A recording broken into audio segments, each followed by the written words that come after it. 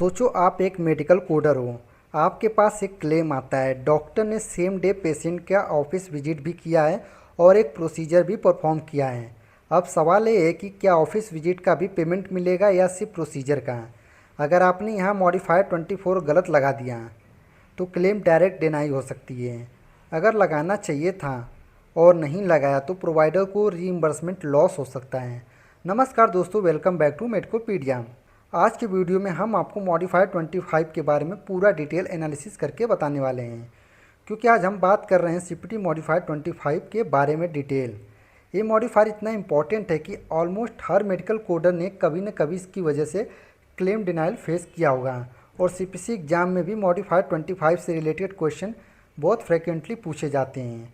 बहुत सारे बिगनर एक कॉमन मिस्टेक करते हैं, वो सोचते हैं सेम डे ऑफिस विजिट और प्रोसीजर हुआ मतलब मॉडिफायर 25 लगा दो। लेकिन दोस्तों, ये सबसे बड़ी कोडिंग मिस्टेक है। हर सेम डे ऑफिस विजिट में मॉडिफायर 25 यूज नहीं होता है। आज के वीडियो के बाद आपको कभी कन्फ्यूजन नहीं होने वाला है कि मॉडिफायर 25 कब लगेगा और कब नहीं लगेगा। और ये वीडियो को अंत तक ज़रूर देखना, क्योंकि यहाँ पे लास्ट में मेमोरी ट्रिक भी बताने वाला हूँ और कुछ इंटरव्यू से रिलेटेड क्वेश्चन भी बताऊँगा कि जो 25 मॉडिफायर से रिलेटेड पूछे जाते हैं। तो चलो सबसे पहले देखते हैं मॉडिफायर 25 होता क्या है। A significant separately identifiable evaluation and management एनम service by the same physician और qualified health care professional on the same day of procedure और अदर सर्विस। अब अगर आप बिगिनर हो तो यह डिफिनीसन थोड़ी डिफ़िकल्ट लग सकती है, इसीलिए आपको हिंदी में समझाते हैं।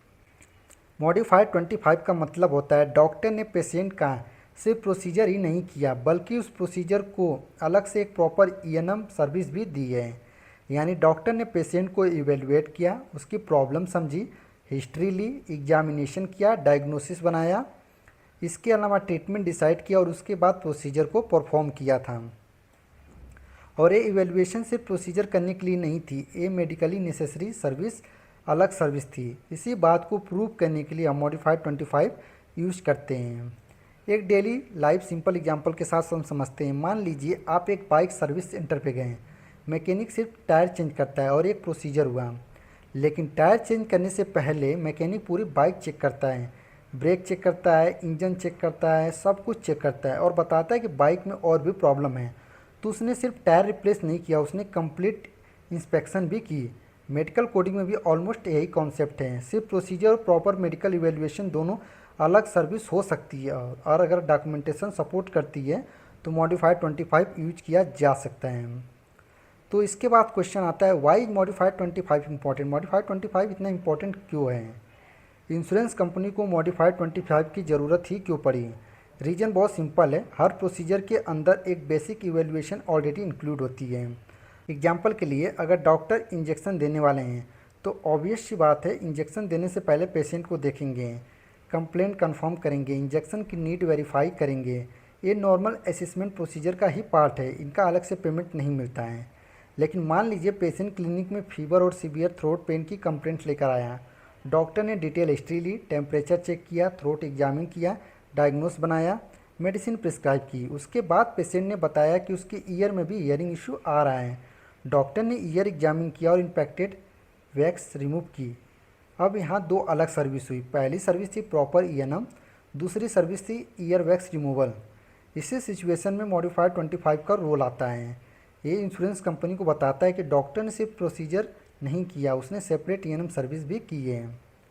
और सबसे बड़ी कन्फ्यूजन है, बहुत कोडर सोचते हैं कि प्रोसीजर हुआ, ऑफिस विजिट भी हुआ है मतलब modified 25।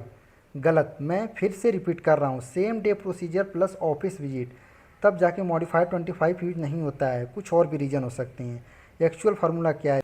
Same day plus procedure plus significant ईएनएम plus medical necessity plus proper documentation, तब जाके मॉडिफाइड 25 लगेगा। इनमें से अगर एक भी चीज़ मिसिंग है तो 25 नहीं लगेगा। ये आप नोटबुक में लिख के रख लो। अब बात करते हैं मॉडिफाइड 25 कब नहीं यूज करना चाहिए।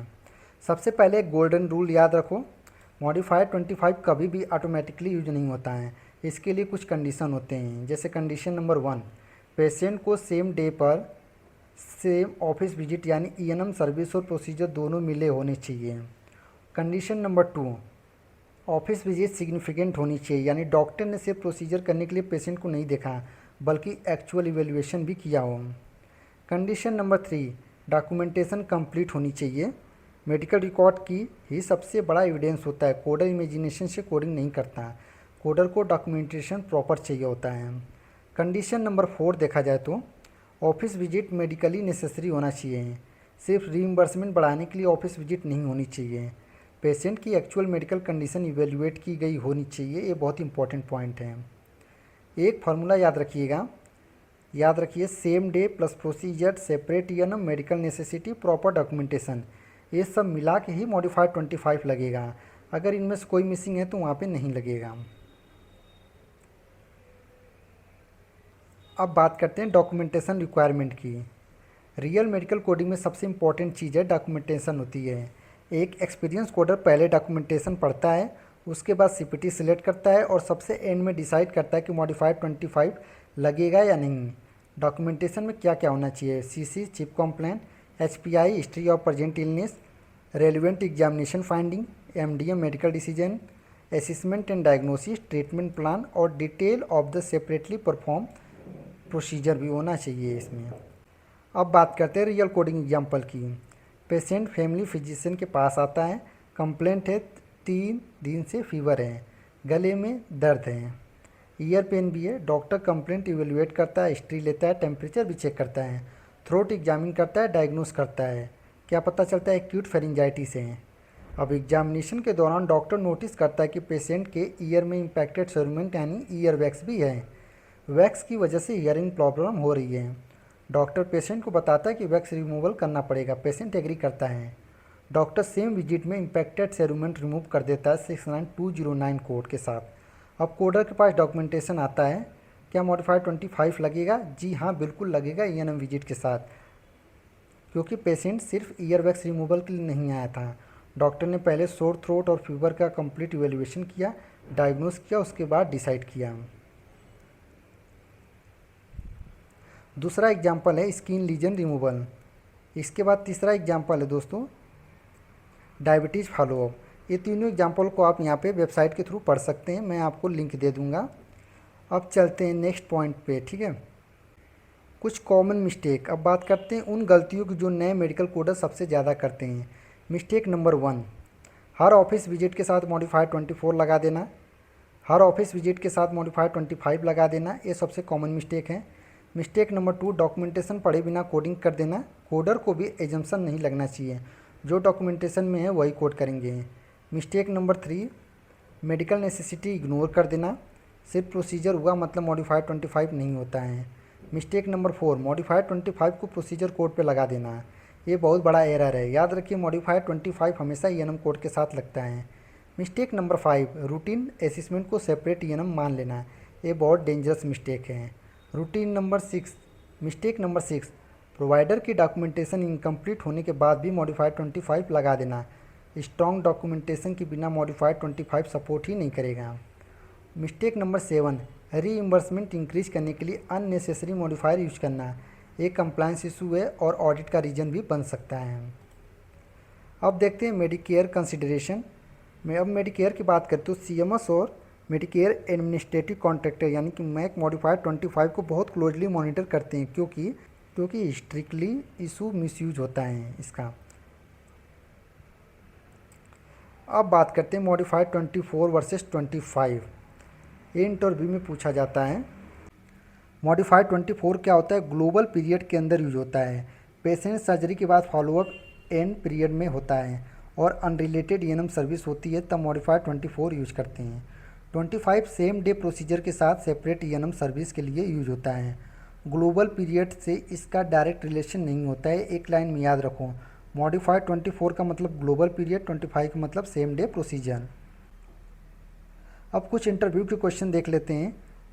मॉडिफाइड 25 क्या होता है, कब यूज करते हैं, कब यूज नहीं करते हैं, 25 किस जगह पे लगाते हैं, मॉडिफाइड 25 वर्सेस 57 में डिफरेंस क्या है, और अगर पेशेंट सिर्फ शेड्यूल प्रोसीजर के लिए आया तो क्या 25 लगाएंगे। ये सब आप अच्छे से इसको पढ़ लीजिएगा। क्विक रिवीजन में देखें तो 25 कब यूज होता है? Same day, office visit, procedure, separate ईएनएम, मेडिकल नेसेसिटी और प्रॉपर डॉक्यूमेंटेशन, ये 6 पॉइंट प्रेजेंट होना चाहिए, तब जाके मॉडिफाइड 25 यूज होगा। दोस्तों एक लाइन याद रखिएगा, प्रोसीजर से पहले सिर्फ पेशेंट को देखना मॉडिफाइड 25 नहीं है, लेकिन प्रोसीजर से पहले पेशेंट की प्रॉब्लम को इवेलुएट करना, डायग्नोसिस बनाना और ट्रीटमेंट प्लान डिसाइड करना और फिर अलग प्रोसीजर परफॉर्म करना, ये मॉडिफाइड 25 हो सकता है। एक फार्मूला है, रूटीन इवेल्युएशन यानी कि इंक्लूड इन प्रोसीजर नहीं, सिग्निफिकेंट सेपरेट इवेल्यूशन में मॉडिफाइड 25 लगेगा। ये फार्मूला आपको इंटरव्यू, सीपीसी एग्जाम और डेली कोडिंग टाइम में हेल्पफुल बहुत ज़्यादा होगा। तो दोस्तों आज की वीडियो में हमने मॉडिफाइड 25 को बिल्कुल बेसिक से समझाए हैं। तो अगर ये वीडियो आपको पसंद आई हो तो वीडियो को लाइक कीजिए, चैनल को सब्सक्राइब कीजिए और किस मॉडिफायर के बारे में आपको डिटेल एनालिसिस चाहिए कमेंट करके ज़रूर बता दीजिए, आपको नेक्स्ट वीडियो बना के दे देंगे। चलिए मिलते हैं, तब तक के लिए जय हिंद, जय भारत, हैप्पी कोडिंग।